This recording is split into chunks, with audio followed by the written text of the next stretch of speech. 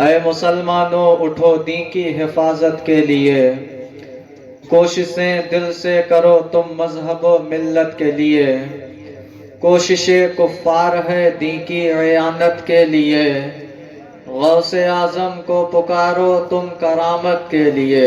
سبحان اللہ۔ اقبال بولے یہ زمانہ نہ زمانے نے دکھایا ہوتا، جی درس قرآن کو جو ہم نے نہ بھلایا ہوتا۔ بے شک۔ منفعت ایک ہے اس قوم کا نقصان بھی ایک، منفعت ایک ہے اس قوم کا نقصان بھی ایک ہی سب کا نبی دین بھی ایمان بھی ایک، حرم پاک بھی اللہ بھی قرآن بھی ایک، کیا بڑی بات تھی ہوتے جو مسلمان بھی ایک، کیا بڑی بات تھی ہوتے جو مسلمان بھی ایک۔ اور اقبال نے ہمارے درد کو بیان کیا ہے، یوں تو سید بھی ہو مرزا بھی ہو افغان بھی ہو، یوں تو سید بھی ہو مرزا بھی ہو افغان بھی ہو، تم سبھی کچھ ہو بتاؤ کیا مسلمان بھی ہو، تم سبھی کچھ ہو بتاؤ کیا مسلمان بھی ہو۔ اقبال نے جو شکوہ کیا ہے اور اس کے بعد جو جواب شکوہ میں آپ کے لوٹتے ہوئے الفاظ جو آپ نے اشعار بیان کیے ہیں وہ بڑے قیمتی ہے۔ تقریباً 5 سال پہلے میں نے اقبال کے 200 سے زیادہ اشعاروں کو لکھا تھا، اور میرا یہ ماننا ہے کہ اگر ایک محفل میں اقبال کا ایک شعر لوگوں کو سمجھا دیا جائے اور اگر 200 محفلیں ٹھیک سے کر لی جائیں تو پھر اس کے بعد اگر میری زندگی ختم بھی ہو جائے تو یہ بہت ہے، کوئی گلہ شکوہ نہیں رہ جائے گا، پھر بہت ہو گیا، جتنا کام ان 200 اشعار میں ہو جائے گا پھر ضرورت نہیں ہے۔ حالانکہ 150 اشعار میں نے آپ کے ہاں آپ کو سنائے ہیں، کئی ایسے نوجوان ہیں جنہوں نے اقبال کے بڑے اشعار یاد کیے، جن میں سے ایک شعر تو بچے بچے کی زبان پر ہے، کی محمد سے وفا تو نے تو ہم تیرے ہیں، یہ جہاں چیز ہے کیا لوح و قلم تیرے ہیں۔ اقبال نے ایک طرف سے شکوہ کیا ہے اور دوسری طرف سے جواب شکوہ دیا ہے۔ شکوہ اقبال کا کون سا ہے؟ جس میں اس نے اپنے آپ کو بتایا کہ ہم نے یہ کیا یہ کیا یہ کیا یہ کیا یہ کیا، اور جواب شکوہ میں اس نے اپنے آپ کو مخاطب کر کے گویا ایسا جواب آیا کہ جو شکوہ اللہ کی طرف کیا جا رہا ہے اس کا رپلائی اسے دیا گیا ہے۔ وہ اشعار ہیں اقبال کے کہ تیرے کعبے کو جبینوں سے بسایا کس نے، نوع انسان کو غلامی سے چھڑایا کس نے، تیرے قرآن کو سینوں سے لگایا کس نے۔ یہ بہت بڑے اشعار ہیں، اقبال اللہ کی طرف کہہ رہا ہے۔ پھر اللہ نے گویا اس کا رپلائی پیش کیا کہ میرے کعبے کو جبینوں سے بسایا کس نے، میرے قرآن کو سینوں سے لگایا کس نے، صفحے دہر سے باطل کو مٹایا کس نے، نوع انسان کو غلامی سے چھڑایا کس نے، تھے تو آبا وہ تمہارے ہی مگر تم کیا ہو، ہاتھ پر ہاتھ دھرے منتظر پردہ ہو۔ وہ تو تمہارے باپ دادا تھے نا جو پیٹ پر پتھر باندھ کر کے ہزاروں کے مقابلے میں چلے جاتے تھے۔ وہ تو طارق بن زیاد تھا نا، مجاہد انسانیت، فاتح یورپ جسے کہا جاتا ہے، چھوٹا سا لشکر لے کر کے دریا کے اوپر پل بناتا ہے، پل بنانے کے بعد سامنے پہنچتا ہے یورپ میں اور حملہ کرنے کے لیے تیار ہوتا ہے۔ اس کے بعد جب کہا جاتا ہے ریزن کیا ہے، ریزلٹ کیا ہمیں ملے گا، کہنے لگا پہلے ماچس دی جائے۔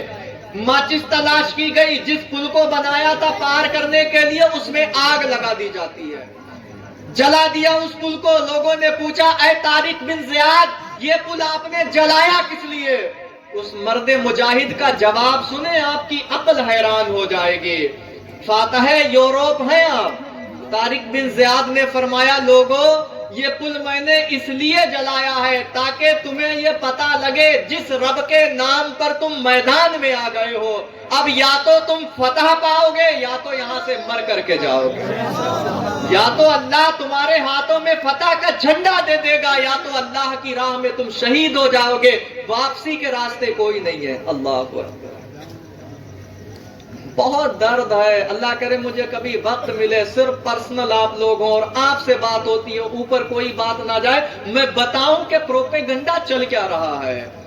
اور قسم خدا کی حضور کے منبر پر بیٹھ کر کے میں یہ بات کر رہا، جو حال برما کے اندر ہوا ہے نا، جو فلسطین کے اندر ہوا ہے، جو سوڈان کے اندر حالات ہوئے ہیں، بہت وقت نہیں لگے گا، 20 سال کے اندر، میں زیادہ بتا رہا ہوں، اس سے بدترین حالات ہمارے ہونے والے ہیں۔ وہ الگ بات ہے کہ صاحب ہمیں مطلب ہی نہیں ہے نا کہ ہم تو الجھے پڑے ہیں عرس میں، کل میں، فاتح میں، ہماری گدی سلامت، میری امامت سلامت، اس کی خلافت سلامت، اس کی پیری مریدی سلامت، اس کا قاضی القضات ہونا سلامت، سب اپنے اپنے آپ کو بچائے ہوئے ہیں۔ پروپیگنڈا بہت خطرناک ہے۔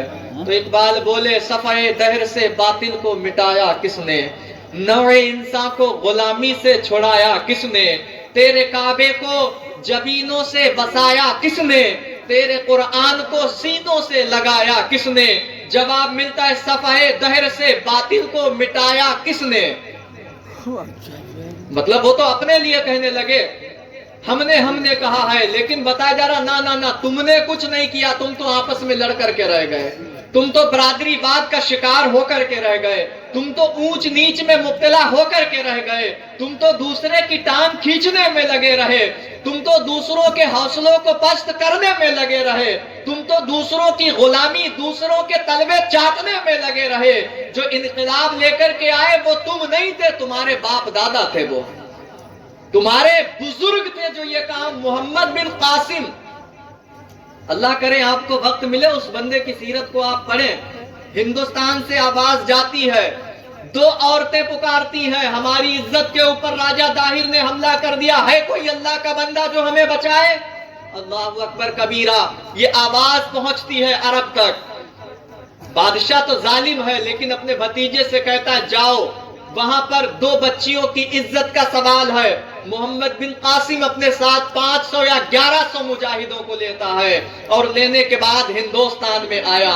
اس کے بعد راجہ داہر کی اینٹ سے اینٹ ہلا کر کے پھینک دی، اور اتنا انصاف، اتنا عدل اس بندے نے یہاں قائم کیا۔ میں اتہاس آپ کو بتا رہا ہوں، اس بندے نے اتنا عدل یہاں پر قائم کر دیا کہ سب سے پہلے جس بادشاہ کی تصویر بنائی گئی وہ محمد بن قاسم ہے۔ ان سے پہلے کسی مجاہد کی بادشاہ کی تصویر نہیں ہندوستان کا یہ کلچر ہے کہ کوئی انسان نیک ہو جائے، پرہیزگار ہو جائے، لوگ اسے پوجنا شروع کر دیتے ہیں۔ تو سب سے پہلے جو دیگر ٹائپ کے لوگ تھے، دوسرے مذہب کے لوگ تھے، انہوں نے محمد بن قاسم کی تصویریں بنا لی اور ان پر دودھ پانی چڑھانا شروع کر دیا۔ دوسری طرف ہم نہیں جا رہے، پہلا پوزیٹو اینگل اس کا یہ ہے کہ محمد بن قاسم کا انصاف یہاں پر نظر ہمیں آ رہا ہے۔ اور اس کے ساتھ جو نوجوان تھے، ابھی امام صاحب بول رہے تھے کہ مجھے نوجوانوں سے شکوہ ہے، ہونا بھی چاہیے۔ جوانیاں اس لیے نہیں ہے کہ عیاشی اور مکاری میں نکال دی جائے، یہ جوانی اس لیے ہے کہ مصلی پر ہم اللہ کے سامنے روئیں، ہم گڑ گڑائیں، اللہ کو راضی کریں۔ ایک سجدے میں اللہ راضی ہو جائے گا، ایک سجدے میں، بڑھاپے میں 70 قتل کرنے کے بعد، لاکھوں کروڑوں جھوٹ بولنے کے بعد، کئی زنا کرنے کے بعد، پھر اگر ہم سوچیں کہ صاحب حج کر لیا، عمرے کر لیے، بغداد چلے گئے، بہت زیادہ زکوٰۃ خیرات ادا کر دی اور داڑھی رکھا لی، مسجد میں جا کر کے پہلی صف میں بیٹھ کر کے اللہ اللہ کرنے لگے، بہت دیر آپ نے کر دی ہے۔ حالانکہ رحمت کے دروازے بند نہیں ہیں، لیکن یہ بہت لیٹ آیا۔ اللہ کو قبول تو وہ ہے جو اس بھری جوانی میں اللہ کے سامنے پیش ہو، جو اس جوانی میں اللہ کے سپرد ہو جائے، اللہ کو راضی کریں۔ محمد بن قاسم کے ساتھ جو مجاہد آئے تھے، میں نے پڑھا ہے اس بندے نے جن لوگوں کو اپنی ٹیم میں چنا تھا، ملک الگ ہے، راستے پتہ نہیں، حالات پتہ نہیں، پاور نہیں، طاقت نہیں، کوئی قوت اس کے پاس نہیں ہے، لیکن اس کے ساتھ جو مجاہد تھے ان میں ایسے مجاہد تھے جو 2 دن میں پورا قرآن پڑھ لیا کرتے تھے، ان میں ایسے مجاہد تھے جو صبح سے لے کر کے شام تک حضور پر 1100 مرتبہ درود پڑھ لیا کرتے تھے۔ اللہ اکبر۔